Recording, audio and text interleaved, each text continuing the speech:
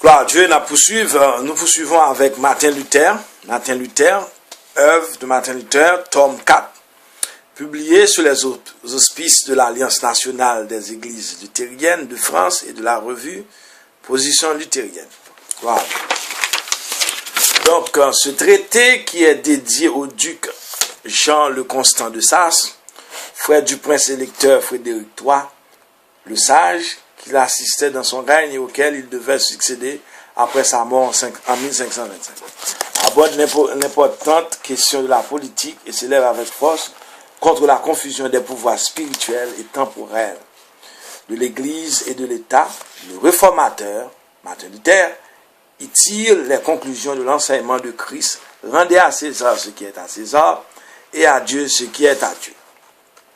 Le traité porte la date du nouvel an 1523, ce qui correspond selon la coutume de l'époque à la Noël 1522.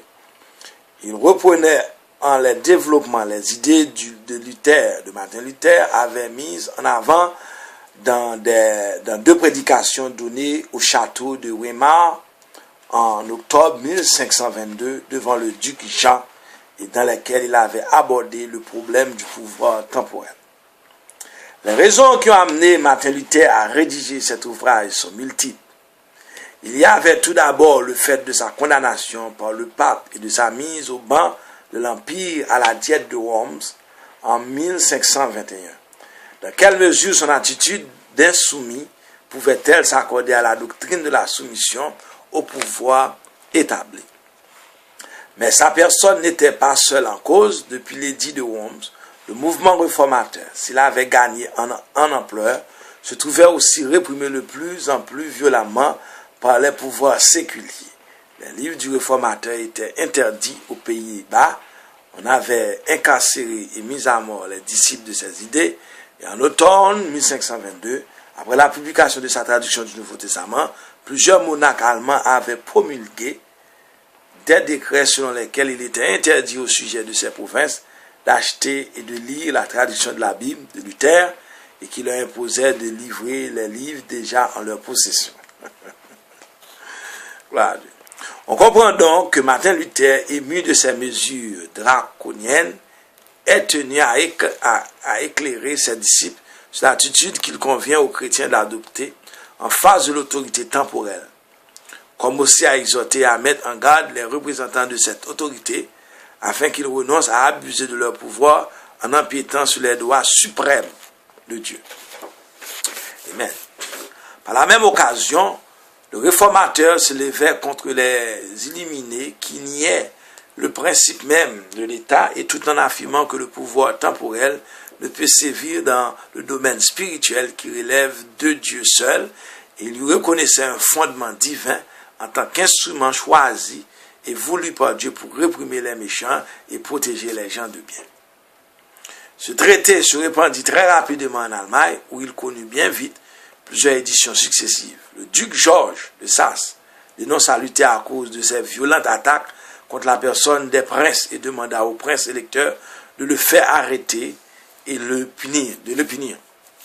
Mais ce dernier, qui avait lu cet ouvrage avec beaucoup de joie, il en aurait même fait faire et relier une copie pour l'avoir sans cesse sous les yeux, refusa de céder.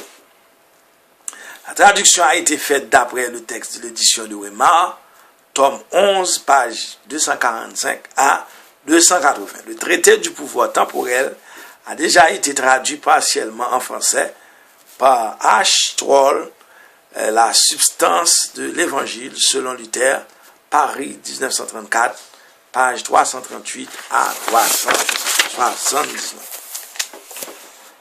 Et de l'autorité temporelle et des limites de l'obéissance qu'on lui doit au prince et au seigneur sénicisme illustre Jean-Duc de Saxe, landgrave de Thuringe et margrave de Mézène, mon gracieux seigneur, grâce et paix en Christ. Donc, le tome 4 de Martin Luther adressé à Jean, duc de Saxe. Grâce et paix, ok, il lit ainsi, grâce et paix en Christ. La nécessité que les prières de beaucoup de personnes, et en premier lieu le désir de votre grâce princière, le contraignent sérénisme et illustre prince et gracieux Seigneur, d'écrire une nouvelle fois à propos de l'autorité temporelle et son glaive, afin qu'on sache comment on peut en user chrétiennement et dans quelle mesure on lui doit obéissance.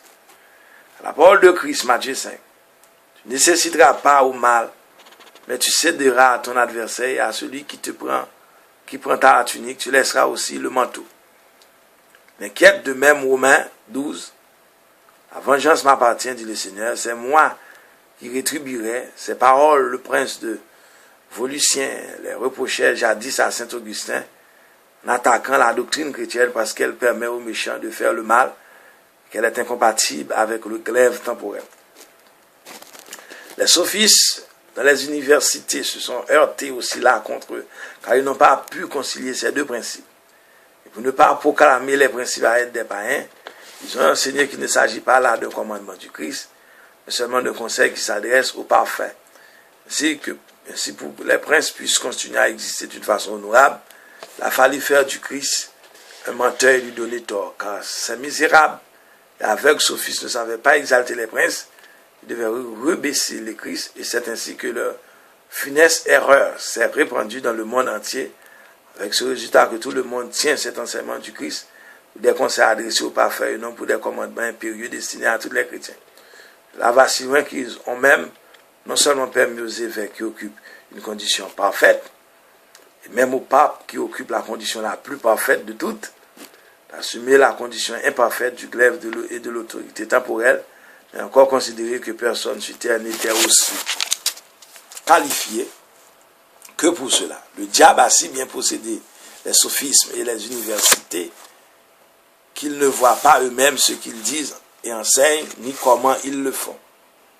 J'espère cependant pouvoir instruire les princes et le pouvoir temporel de telle manière qu'ils pourront rester des chrétiens et que le Christ pourra rester le Seigneur, sans qu'on transforme en conseil les commandements du Christ. Je veux faire cela en serviteur soumis de votre grâce princière, pour le bien de tous ceux qui ont besoin à la gloire et à la louange du Christ. Je recommande votre grâce princière avec toute sa maison, à la grâce de Dieu, en demandant qu'il veuille bien l'agréer miséricordieusement Dieu. Miséricordieusement. Et à Wittenberg, le jour de l'an 1523, le serviteur de votre grâce princière, Martin Luther. J'ai écrit précédemment un livre à la noblesse allemande pour montrer en quoi consiste sa tâche et son œuvre chrétienne. Ce qu'ils en ont fait, nous le voyons suffisamment. C'est pourquoi il me faut maintenant employer d'une autre façon mon zèle pour écrire ce qu'ils doivent laisser de côté et ne pas faire.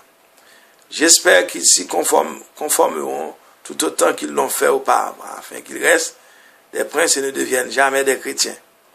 Car le Dieu Tout-Puissant a rendu fous nos princes au point qu'ils n'ont rien d'autre dans l'esprit que de pouvoir faire et ordonner à leur sujet tout ce qu'ils veulent. Et les sujets sont aussi dans l'erreur en croyant qu'ils ont le devoir de soumettre à tout cela.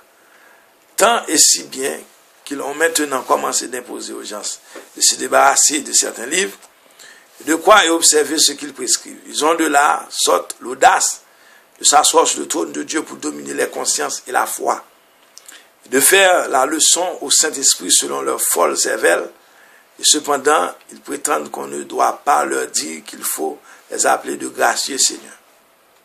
Ils écrivent et publient des décrets en prétendant que l'empereur leur a ordonné qu'ils veulent être des princes chrétiens obéissants, exactement comme si c'était vraiment sérieux de leur part et comme si on ne remarquait pas leur malice cachée. On verrait bien si l'empereur leur prenait un château ou une ville, or s'il l'imposait quelque haute injustice, avec quelle facilité ils découvriraient qu'ils ont le devoir de résister à l'empereur et de lui désobéir. Mais lorsqu'il s'agit d'écorcher le pauvre monde et d'assouvir sa malignité contre la parole de Dieu, on doit appeler cela obéissance à l'ordre impérial. On appelait ces gens les conquins. Aujourd'hui, il faut leur donner le nom de princes chrétiens soumis. Pourtant, ils ne permettent pas à personne d'être interrogé ou de justifier, quelle que soit l'instance avec laquelle on s'innove. Mais pour eux-mêmes, ce serait quelque chose d'intolérable si l'empereur ou un autre agissait de la sorte à leur égard. Tels sont maintenant les princes qui administrent l'empire, les pays allemands. C'est pourquoi aussi les choses vont si bien dans tous les pays comme nous le verrons. Or, étant donné que la rage de ces fous a comme résultat l'extermination de la foi chrétienne, le reniement de la parole de Dieu, l'outrage à la majesté divine, je ne veux ne puis regarder plus longtemps ce que font mes disgracieux seigneurs et mes coléreux obéraux. Je dois leur résister au moins en parole. Si je n'ai pas éprouvé de crainte devant leur idole, le pape, qui menace de me prendre l'âme et le ciel, je dois aussi montrer que je ne crains pas non plus ces écailles et ces bulles d'eau qui menacent de me ravir le corps et la terre. Dieu fasse qu'ils se mettent en colère jusqu'à la fin des temps et qu'ils nous aident à ne pas périr sous leurs menaces. Amen. Martin Luther continue. En premier lieu, il nous faut fonder solidement le droit temporel, le glaive, de telle manière que personne ne puisse douter qu'il existe en ce monde de par la volonté et de l'ordre de Dieu. Voici les paroles qui en sont le fondement. Romains 12. Que ton âme soit soumise à l'autorité et au pouvoir. Car il n'y a pas de pouvoir qui ne vienne pas de Dieu, mais tout pouvoir qui existe institué par Dieu. Celui donc qui résiste l'autorité résiste à l'ordre institué par Dieu. Celui qui résiste à l'ordre divin attire sur lui la condamnation. De même, Pierre 2. Soyez soumis à toute institution humaine, soit au roi comme à celui qui est le plus élevé, soit à ses gouverneurs envoyés par lui pour punir les malfaiteurs et nourrir les gens de bien. Le droit du glaive a existé depuis le commencement du monde. Alors, lorsque Caïn tua son frère Abel, il eut tellement peut-être lui-même tué, il eut tellement peur d'être lui-même tué que Dieu promulgua une interdiction spéciale à ce sujet, suspendit le glaive à cause de lui, afin que personne n'eût le droit de le tuer. Il n'aurait pas eu cette crainte s'il n'avait appris à Adam qu'il faut mettre à mort les meurtriers. En outre, Dieu, après le déluge, a de nouveau, maintenant que nous savons jusqu'où doit s'étendre le pouvoir temporel, il est temps que nous nous demandions comment un prince doit l'exercer. Et cela à cause de ceux qui désirent être des princes et seigneurs chrétiens. Ils s'appliquent à avoir part à cette vie toute autre. Ils sont d'ailleurs fort rares. Le Christ, en effet, dépeint la manière d'être les princes temporels en ces mots. Luc 22. Les princes temporels dominent ceux qui sont supérieurs et agissent avec violence. Car étant nés ou ayant été élus comme seigneurs, ils s'imaginent tout simplement qu'ils ont le droit de se faire servir et de gouverner par la force. Alors, celui qui veut être un prince chrétien doit véritablement renoncer à l'idée de le dominer et d'agir avec violence. Car maudite et damnée est toute vie qui ne recherche que son propre avantage et son intérêt. Maudites sont toutes les œuvres qui ne se sont pas inspirées par l'amour, et elles sont inspirées par l'amour lorsqu'on n'y recherche pas son propre plaisir, son intérêt, sa gloire, sa comédie, son bonheur, et de tout son cœur, l'intérêt, la gloire et le bonheur des autres. C'est pourquoi je ne veux rien dire ici de l'activité temporelle et des lois de l'autorité. C'est là un vaste problème qui traite abondamment les manuels de droit. Néanmoins, si un prince n'est pas plus intelligent que le juridique, il gouvernera certainement sur les paroles de Proverbe 28. Un prince qui manque d'intelligence commettra beaucoup d'exaltation. Car quelque bonnes et équitables que puissent être les lois, elles ont tous cependant cette restriction qu'elles peuvent rien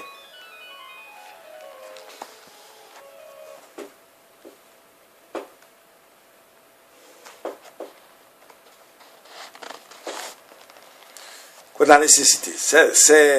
C'est pourquoi un prince doit tenir aussi fermement en main le droit que le glaive et juger avec raison dans quel cas il faut appliquer rigoureusement la loi ou l'adoucir, en sorte que la raison gouverne tout le droit tout entier et qu'elle reste le droit suprême et la maîtresse de tout droit, tout comme un père de famille, bien qu'il fixe le temps et la mesure de travail et de nourriture pour ses domestiques et ses enfants, doit néanmoins garder en son pouvoir le moyen d'échanger ou de relâcher ses dispositions pour le cas où ses domestiques seraient ou malades, ou prisonniers, ou retardés, ou trompés, ou empêchés de toute autre manière de ne pas se comporter avec les malades avec la même rigueur qu'avec les bien portants.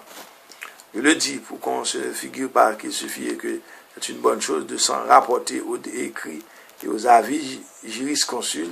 Il faut davantage. Comment donc doit agir un prince, s'il n'est pas assez intelligent et s'il doit se laisser diriger par des jurisconsults et des manuels de droit? Je réponds. Et c'est là précisément la raison pour laquelle j'ai dit que la condition de prince est dangereuse.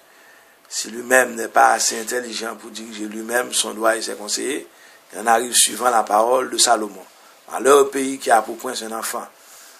Salomon lui-même l'a reconnu, aussi n'a-t-il pas sa confiance dans la loi que Moïse lui a prescrite de la part de Dieu, ni dans les princes et des conseillers, mais il est tourné vers Dieu lui-même pour lui demander un cœur sage pour gouverner le peuple. Un prince doit suivre cet exemple, agir avec crainte, et ne pas s'appuyer sur des livres morts et sur des têtes vivantes, mais s'en tenir uniquement à Dieu. Lui rompre les oreilles avec ses prières pour qu'il ait une bonne intelligence supérieure à tous les livres et à tous les maîtres pour gouverner sagement ces sujets. Je ne serais donc prescrit aucune loi à un prince, mais je veux seulement instruire son cœur et lui apprendre quels doivent être ses sentiments et ses dispositions au sujet de toutes sortes de droits, de conseils, de jugements et d'affaires. S'il s'y conforme, Dieu lui donnera sûrement la possibilité de régler sagement et divinement toutes les lois, décisions et affaires. En premier lieu, il doit regarder à ces sujets et le faire de tout son cœur. C'est ce qu'il fait lorsqu'il tourne toutes ses pensées et ce qui peut leur être utile et leur servir. Il ne pense pas ainsi. Le pays et les gens m'appartiennent. Je ferai comme il me plaira. Mais au contraire, j'appartiens au pays, aux gens. Je me dois de faire ce qui est utile et bon. Je ne dois pas chercher comment puis me lever et dormir, mais comment ils pourront être mis à l'abri et protégés de la paix. Il doit fixer ses regards sur les Christ et se dire, voici le Christ, le prince suprême est venu me servir. Il n'a pas cherché à se servir de moi pour acquérir puissance, bien et bonheur, mais il n'a regardé que cette détresse et il a fait pour tout qu'en lui et par lui j'acquiers puissance, bien et honneur. Moi aussi je ferai de même, de me chercher son intérêt auprès de mes sujets, mais leur intérêt. Moi aussi je fais ainsi de les servir par ma fonction, les protéger, les entendre, les défendre et de ne gouverner que pour les faire acquérir des biens et des avantages, et non pour acquérir moi-même. En acquérir moi-même. Il faut qu'un prince se dépouille en son cœur de sa puissance et de son autorité, qu'il fasse sienne la misère de ses sujets, qu'il agisse comme si c'était sa propre misère. Car c'est là ce que le Christ a fait pour nous, et ce sont là en fait les œuvres de l'amour chrétien. Tu vas dire que vous voudrais encore être prince, car avec tel principe, la condition de prince serait la plus misérable sur terre et compterait bien des peines, du travail et du déplaisir. Qu'adviendra-t-il alors des divertissements princiers de la danse, de la chasse, des courses, des jeux et autres plaisirs mondains? Je réponds, nous n'enseignons pas maintenant comment doit vivre un prince mondain, mais comment un prince mondain peut être un chrétien et parvenir lui aussi au ciel. Que ne sait que les princes sont gibier rares dans le ciel. Je ne parle pas non plus parce que j'ai l'espoir que les princes mondains accepteront tout cela, mais pour le cas où ils s'en trouveraient un qui voudrait être chrétien et savoir comment se comporter, car je suis bien certain d'une chose, et c'est que la parole de Dieu ne se laissera pas diriger et plier par les princes, mais c'est au prince de se laisser diriger d'après la parole. Amen.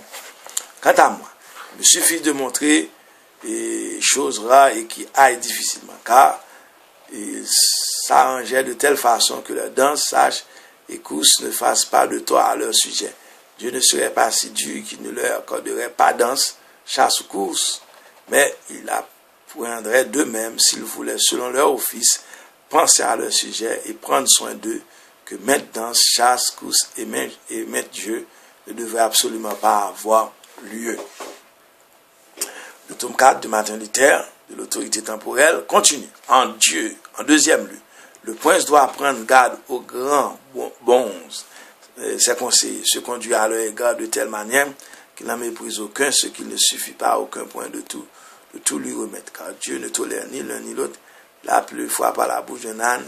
C'est pourquoi il ne faut mépriser aucun homme, si humble soit-il. Même la précipité du ciel, le plus grand des anges, c'est pourquoi il ne faut se fier à personne, ni si intelligent, grand et saint soit-il, mais il faut de les écouter tous et attendre que Dieu montre lequel est son porte-parole et son instrument. C'est le plus grand des malheureux dans les cours des seigneurs, lorsque le prince se laisse dominer par les grandes bonzes et les flatteurs, cesse d'exercer un contrôle personnel, d'autant plus que c'est un homme seul qui est frappé lorsqu'un prince commet une erreur, une folie, mais c'est le pays avec tous ses habitants qui doit supporter les conséquences de cette folie. Si le prince doit-il accorder confiance à ses fondés de pouvoir, et laisser agir de telle façon qu'il conserve néanmoins les rênes en main, sans fausse assurance ni sommeil, en faisant parcourant le pays, comme fit Josaphat en examinant partout comment on gouverne et exerce la justice.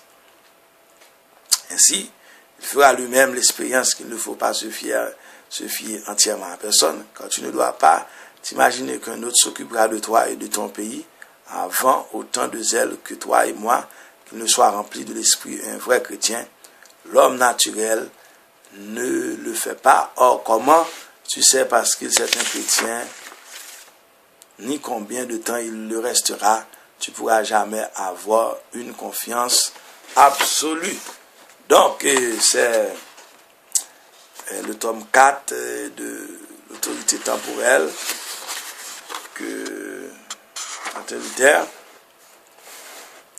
écrit à Jean le duc de Saxe.